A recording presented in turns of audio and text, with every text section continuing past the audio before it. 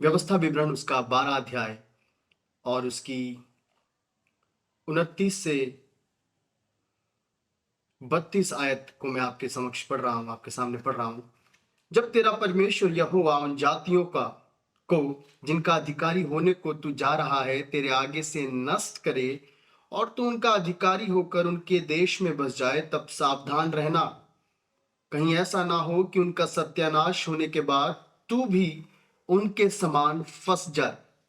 अर्थात यह कहकर उनके देवताओं के संबंध में यह पूछताछ ना करना कि उन जातियों के लोग अपने देवताओं की उपासना किस रीति करते थे, मैं भी वैसे ही करूंगा।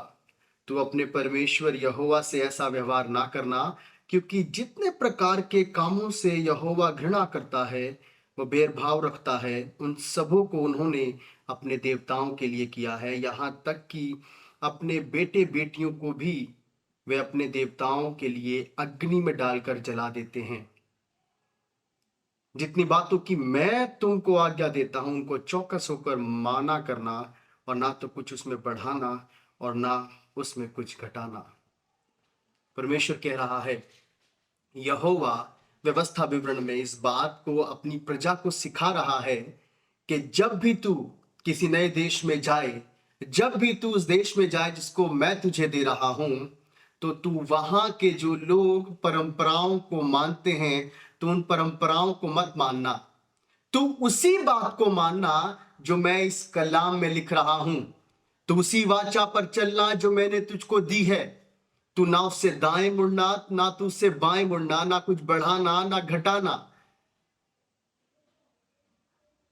और यहोवा कह रहा है वो सब विपत्ति उन पर आ गिरेगी जो ऐसा करेंगे, यहोवा की बात को ना मानेंगे, और आपके पास कोई जवाब नहीं होगा इसका। यही एक रीजन है कि हम मसीही एक्चुअल में मसीह नहीं है, और विपत्ति आपके दरमियान आती है तो आप दाएं बाएं होकर उत्तर खोजने लगते हैं, आंसर खोजने लगते हैं, लेकिन आपको वो आंसर, वो आपको उत्तर कहीं नहीं मिलता, क्योंकि कलाम के अंदर सारी बातों के उत्तर दिए गए हैं। कहीं ना कहीं हम भी दुनिया की बातों में हो जाते हैं। फलाना व्यक्ति ऐसे करता है, फलाना व्यक्ति यहां पूछताछ करता है, फलाना व्यक्ति सुबेरे उठ के ऐसे करता है। वो व्यक्ति तो उठता है और अखबारों में जोडियाक साइन को ढूंढता है और अपना दिनचर्या वैसे ही वो आगे चलाता है। फलाना व्यक्ति वहां जाता है, दूसरा व्यक्ति जिम जाता है। हम तमाम तरह की चीजें कर लेते हैं जो हर एक वो व्यक्ति जो कि यहोवा को नहीं मानता, उसके कलाम पे नहीं चलता, हम उनकी सब चीजों को एक्सेप्ट कर लेते हैं, सब चीजों को एक्सेप्ट करने के लिए आगे बढ़ जाते हैं। लेकिन हम परमेश्वर के कलाम को नहीं सुनते, हम परमेश्वर के कलाम को नहीं पढ़ते, और ना ही हम जानते हैं कि उसके अंदर क्या लिखा है, उसके अंदर क्या क्या बेसिक नॉलेज है कि हम उससे सीख सकते हैं। और यहोवा कह रहा है, जब मैं तुझे उस देश में ले जाऊं, या फिर जिस देश में तू पैदा हुआ है, हम इसको इस रीति से मान सकते हैं, अपनी करंट सिचुएशन को लेके, तू वहां के लोग क्या करते हैं, कैसे करते हैं,